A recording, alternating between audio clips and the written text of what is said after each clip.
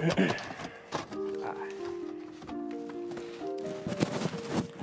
it's A the Kid in this bitch, and you are rocking with Reble TV. You did. Snap. I go by the name of A the Kid. I'm from Lyndhurst, New Jersey. That's where I grew up, born and raised. Born and raised. So, do you have any like friends or family like outside of Jersey? I got some family in Florida. Not a lot. They actually just moved down there not too long ago. But otherwise than that, nah, we're all local. We're all like, you know, from North Jersey area. All your friends, like everybody's from Jersey? Yeah, everybody's from Jersey. My jewel, that's one, especially my jewel. Some bread, of course, and then some stickers, those stickers actually. That's what's up. Yeah, I made those stickers. I actually got that idea from Reble TV, shout out Reble TV. Yeah, he gave me that idea. It's just like, you know, a simple thing, you know, it has my name on it, says that I got Spotify, Apple Music, and I've been sticking those everywhere, yo, everywhere. And that's just like good marketing. Yeah, you know what I mean? simple, and you know, marketing on a budget. Thankfully, I always had good parents. They were always there for me. But in school, I mean, I kind of always felt like a little bit like misunderstood, because I actually started my music in school. I was about 14 at the time, and like I had this one song with my friend, Nikki Maz, actually, my manager now, and we called it 0 to 100. It was a remix of Drake's 0 to 100. Okay, Yeah, so we did that, and then, you know, we got made fun of it for it, obviously, you know. It was like the first thing we ever put out. And then, but yeah, ever since then I like wanted to take it serious and shit, and like everybody always overlooked me, you know what I mean? Like I have like good songs from like my senior year and shit, like still now. And like I still get plays on them now, because like now like I'm actually like, you know, getting better and shit. But yeah, like I always felt like misunderstood and shit, like more like, I don't know, like on like the lonely side, you know, but. Do you feel like people have like instead of like I guess making fun of you, like do you feel like people are more supportive now of what you're doing? Yeah, definitely now. I've gained a lot of fans. There's been a lot of like good interaction, you know. I have like people, just like random people like DM me now, like, you know, just like supporting me, like asking me questions. And I always answer everybody, you know, because like I don't want to be that guy that's like not like, you know, too good for someone, you know. I actually got my first inspiration from Drake. That's when I started, because you know about that 0 to 100 shit. I hopped on that, and then actually I have an owl, the logo on my back. Okay. But yeah, he's the first one that inspired me, and then I got into Trav, Smoke Perp, and X. Obviously, X now probably is my top inspiration for everything that I do. Yeah, bro. His like fan base is unreal. incredible. Unreal, even now, like. Yeah, like even now that he passed, like, you know, shout out X, but. Yo, like it's crazy how that happens, like X. Mac Yeah, Miller, like on like they like legends. Yeah, bro. for real. And It's crazy. Especially Mac Miller. Yeah. I mean, I've definitely read stuff saying like when he was alive, like people just like, you know, like kind of shit on him a little bit. Yeah. You know? And then when he died, then everybody Of course, bro. As soon as someone dies, I feel like they like, you know, there's just like this amount of clout that they get out of nowhere, and the support that people like, you know, that never supported them before. Yeah. Growing up, I always watched SpongeBob. To be honest, I always watched SpongeBob as a kid. Even sometimes now, yo, I throw that shit on. Like when I'm high as fuck, I'll throw that bitch on. But like now, I mean, I don't really watch a lot of TV. I'm like too busy to like, you know, even watch TV right now. But last like a specific character. Maybe last cartoon that I was into and I watched like the seasons like maybe 3 times was Rick and Morty. I love that show. I got into that like a little bit, but same with me. Like nowadays, bro, I like don't watch TV. Yeah, bro. Like, at all. Nah. I have cable in my house. I'm like. Unless I'm like, you know, sitting down with a bitch at my house, throw on a movie, Netflix, some shit, but otherwise than that, nah. 10, 15 minutes. Yeah. And then, you know. Yeah, smash the bitch. Eat it. An OG to me, that just means like an original person that's been in the game for a minute. So I would consider like Eminem an OG, Jay-Z, obviously, Tupac, Biggie, obviously. You know, they're legends. You know, like anybody that's like a legend in the game, that's what I consider an OG. Is there anybody around you, like maybe somebody that you grew up with that you would almost consider like that's my OG, like, you know what I mean? Yeah. But like, I mean, where I'm from, like we don't really like say like OG, you know what I mean? Like I never just wanted to say that, you know, but like I call like my slime or my slat, Okay. you know, but That word slat. yeah, you did. How did that get into your vocabulary? Because Honestly, the only reason why it's a popular, yeah, word. yeah, definitely. I think the first person I heard say that was Young Thug. Young Thug, and then Gunna kind of like brought it out more when I started listening to him a little bit. But yeah, like from like that area, you know, like YSL. Yeah. I should watch a video. Like the video was specifically on the word slat, and they said Young Thug like started it. Yeah. And like Playboy Cardi. Yeah, and then Playboy, that, obviously, everything. Playboy, yeah. Slime love all the time. I put myself in there. I love like my style, like not to even be cocky or anything, but I just like that. I listen to myself all the time, to be honest. But I like Playboy, Trav, Drake, Smoke Perp. Who else? That's 4, right? And X, yeah. See, like I get that question a lot actually.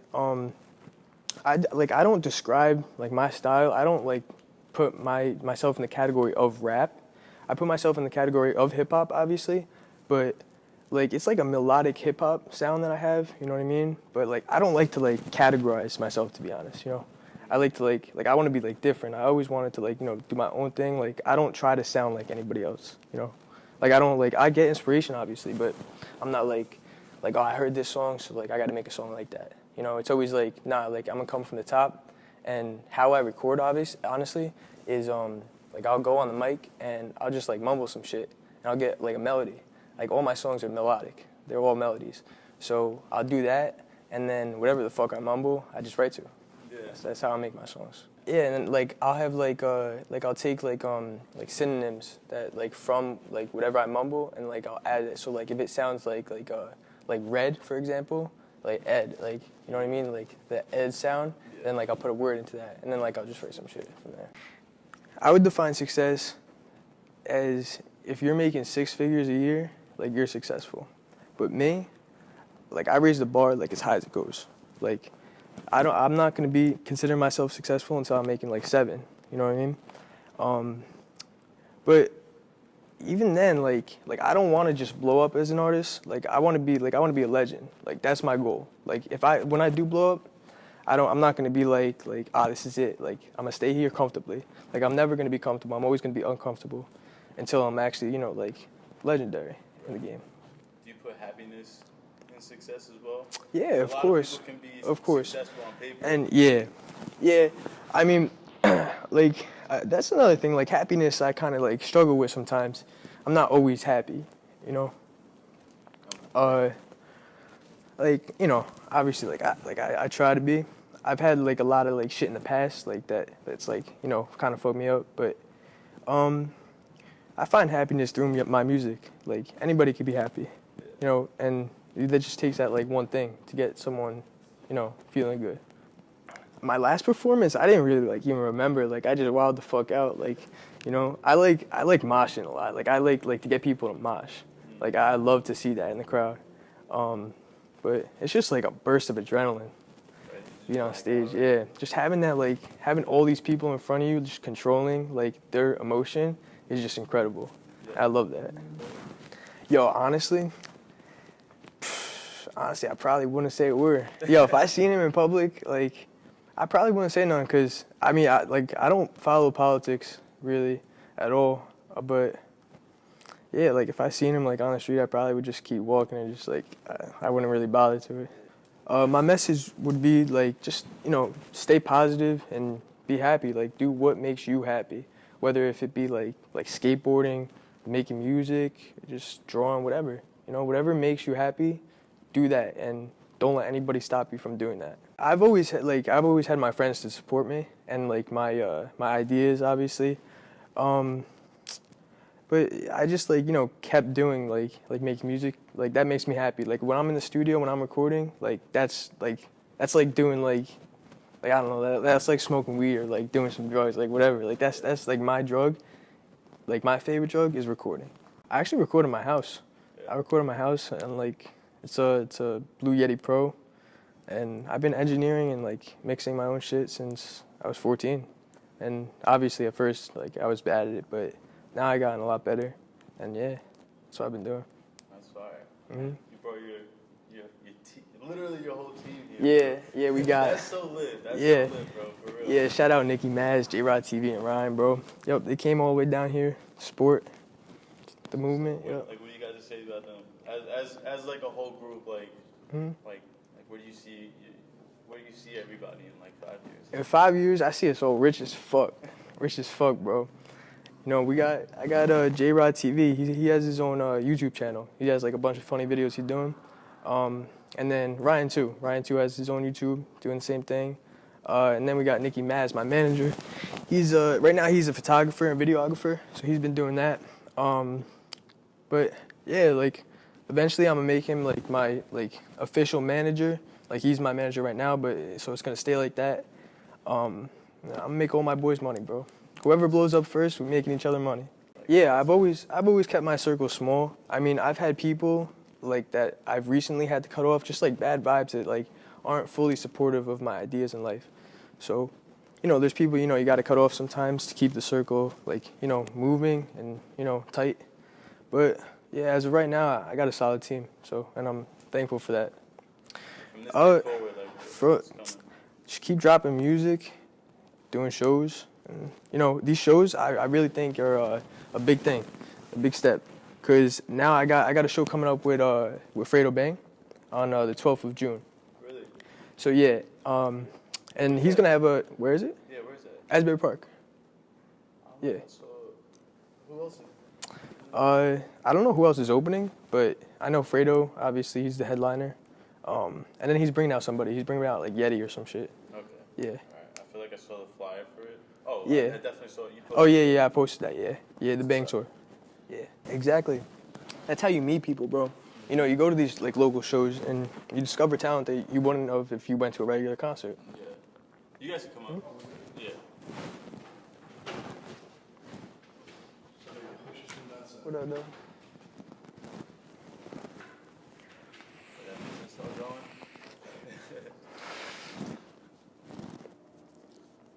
Yeah, I was gonna say. Oh yeah. Promote Yeah, your yeah. So So I got some new music coming out. I made this one song. It's called "Crushed Up." I haven't dropped it yet. I dropped a trailer for it, but that song, after I made that shit, I was like, damn, this could go far. This has like the perfect like melody, even though like the radio sound to it, and just everything that like, you know, it could be like it's a party song, but like, you know, it has like meaning behind it and shit. And I really feel like that shit could really pop off. And I'm waiting to drop that, you know. I just gotta mix it, master it, and it's ready to go. I've actually talked to somebody who DM'd me, and they were asking me some questions about that shit because they were going through something with their parents, and you know, I told them like that's just never the answer. Obviously, you know, you can't take your own life because that's like you got people around you, you know, the most important people to you, like whether it be your parents, your friends, whatever, and you're not only taking your life, you're hurting them too. You're hurting everybody around you. But what I told the kid, I was like, I told him like that's never the answer. You know, do what makes you happy. Like again, like going back to that, just you know, follow your dreams. You know what I mean? Like whether even if you gotta like throw on some music, just anything like that. You know, like it's always that's never the answer. It's never the answer to anything. That's come from someone that like I do struggle with that. You know, but yeah. I actually made Love Is War, the album I just dropped. I made that specifically to help people. Can you talk about that more? Yeah. Like, So where I does was, inspiration come from? I was going through a loss, and so I wanted to talk about that, and I felt that, you know, there's other people that have to be feeling the same way. So I made Love Is War, and I tried to make a song for like every emotion that I could help people to, you know, climb out of that hole. You know, so I made like one song would be like some like more hype shit, and then another song would be like more vibey shit, like Deep End, like that's some vibey shit. That's just something you could like, you know, vibe to, whatever. And then I made some like Lil Peep shit. I don't know if you heard it. It was Alone on the album. I don't think so. That song I went deep to. Like there's a lot behind that song, and Yeah, so I made that, and I actually had a friend that was going through some shit with his girl, whatever, and they broke up, and that's all he would put on. He would like literally only listen to that song, and that helped him like get out of like that hole that he was in.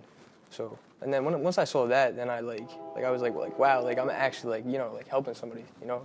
Yeah, I was just gonna ask you, like, do you realize like with music and like putting yourself out there on social media, like people knowing who you are, Yeah. or, like not really knowing who you are and just reaching out to you, like this one kid? Yeah. Do you start to see that like that power and like connection that you have? Yeah, and it feels good, you know, like it feels good to like have people be able to relate to me, talk to me, and you know, kind of understand like what I'm doing, kind of understand like the meanings like behind what like my songs and shit. It's a dope feeling for sure. I hop in the coupe and I stack it, yeah, I'm on the move to the bag quick. I pull up and flex on a bad bitch, this water turned me to a savage. These diamonds be dripping like Fiji.